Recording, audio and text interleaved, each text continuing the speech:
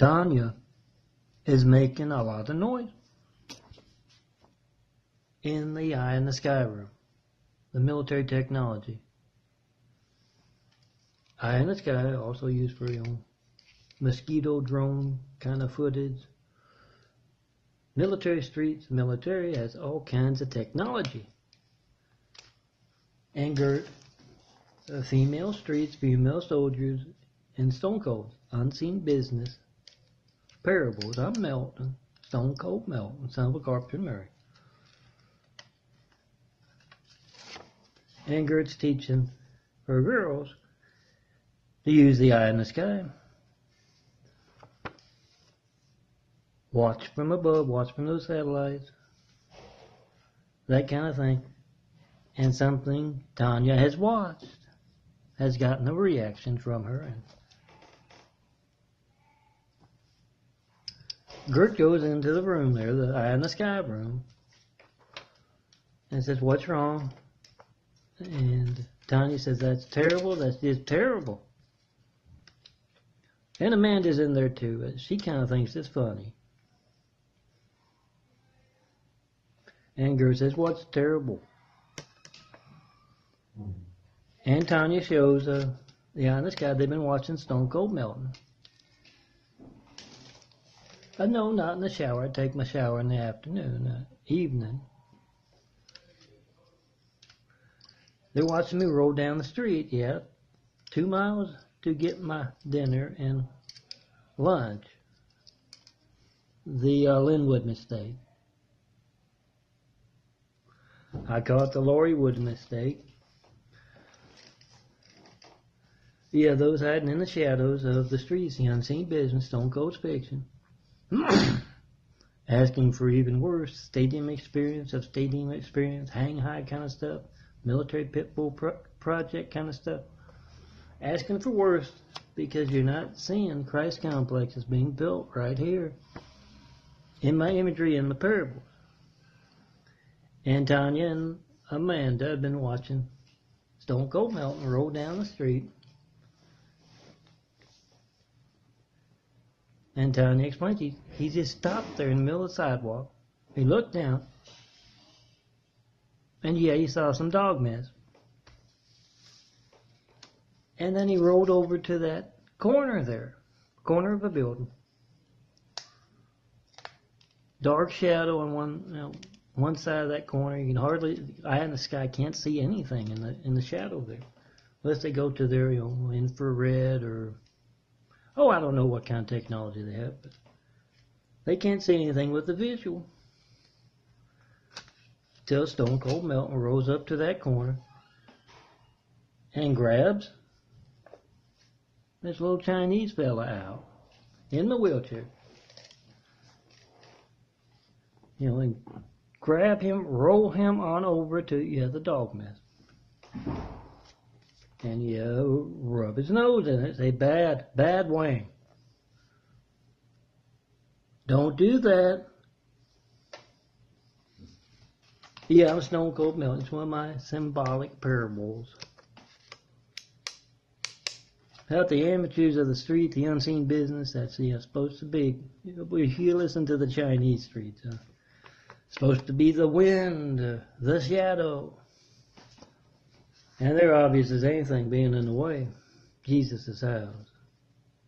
Christ complex. And Gert says, well, I'm sure he's got a good reason. And Gert rolls the footage back. Back before Stone Cold Melton comes rolling down the sidewalk. And there's that nervous looking Wang. I almost mistook him for like a LDS missionary, Latter-day Saint, because he had a little pouch thing with him. And he looks around real carefully and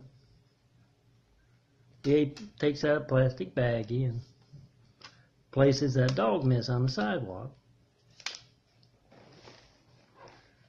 For Stone Cold, if he's not been observant, to roll right into it. Or you to step in it. Should that be the obvious nature of Stone Cold's fictional street? Oriental streets.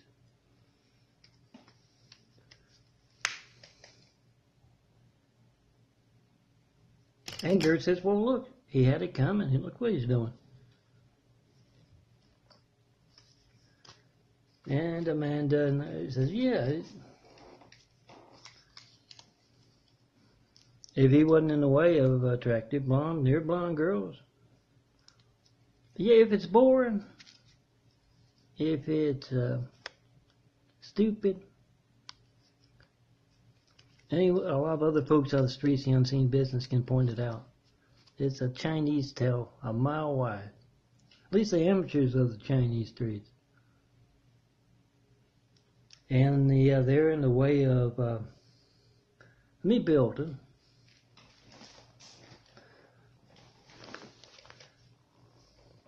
And, Tanya sits back down. And, yeah, pretty soon, I'm rolling back and just got my burger. I'm going to, they can use the mosquito drone just for,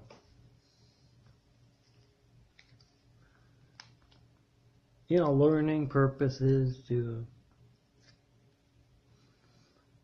get the hang of the micro technology. You'll watch me as I take a shower. I don't mind, girls, but it'd be much more fun. You were in there personally, with me. Go to those college campuses, and Amanda, I tell you that hot blonde, a cheerleader sister of yours, to go see the one and only John Milton Brady in person. Be a part of building the Christ complex. You see someone other than me, my changing eyes right here. We start building. Well, that's fact. That's true. I always tell you we're my funny son of a carpenter and Mary, my mean hell on earth, nose rubbing, or worse than that, fiction that ends, and yeah, you begin. Been asking for that World Trade Center Flight 93 check for over 7 years. That's fact. It's a check of America's lifelines to see if they're working. America's phones, their lifelines to the firemen, the police, paramedics. That's why I tell all soldiers and all military bases. No joke, for real, call me with a World Trade Center Flight 93 check. 424-229-4140. Make a Semper Fi video of that phone not working at that military base. Tell your friends, tell your family, call in front of the mayor, governor, reporters, network news anchors, local, state, and federal officials. It's more than their livelihoods being censored. They can't reach me. They can't reach a graphic artist who can drive customers into their business with the imagery I could design for them, were I not censored. My livelihood not censored. It's more than about that. It's more than about them not being able to reach a customer and not knowing how many other customers they don't reach. Because of that newsworthy censorship, it's about, that check of their lifeline. Same folks are stopping your phone from working when your child, your family, needs the firemen, police, paramedics, the same folks who are stopping your call to 424-229-4140 right now. Check it for yourself. Same ones are hijacking your call then. It's still going to be unnewsworthy. That's why I tell all soldiers, all their families, everyone, every American, you got to be the reporter. They're not doing their job. So call in front of that reporter, that mayor, that local news anchor, a network news anchor, that senator. 424-229-4140. Make a video of that lifeline not working when you call me. It's religious censorship because you can't tell me what you believe. It doesn't have to be what you heard in church this Sunday. What you think. You can't call me up, tell me what you believe. You can't ask what I mean by Jesus' house. The Christ complex to be built worldwide to inspire the future and the present to greatness. You not being able to do that? That's religious censorship, and yeah. All those Husseins and Abduls Osamas and Obamas, all those folks with those funny names getting on those planes to be terrorists with 9/11. That was religious censorship too. Thing is, you can document this religious censorship.